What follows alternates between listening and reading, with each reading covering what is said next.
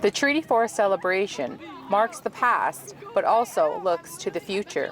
One of the things that affects us is the droughts, especially with the agriculture and growing the crops for our animals. It is really hard when we don't have water to help grow our crops for the animals. Young people from several First Nations came together for a Youth Action Climate Forum. They talked about their concerns about climate change with the chief of Pasqua First Nation. Well, due to the climate change, we have had a lot of droughts.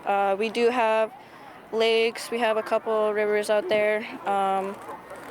And normally we have animals who go down there to drink some water. And because of the climate change, there's like nothing for the animals there. Our cookums have had ceremonies, water ceremonies, because water is life. And without water, we will perish. And that is what I want to get home to our youth this morning, was that the importance of water. Treaty 4 was signed on September 15, 1874, between the Cree, Assiniboine, and Saulteaux peoples and the Crown. It covers about 195,000 square kilometers of territory, including most of southern Saskatchewan. Each First Nation and each Indigenous person has a different understanding of treaty because they learned that from their elders. No one is wrong, but it's just the way in which we interpret our stories to each other. We are all treaty people.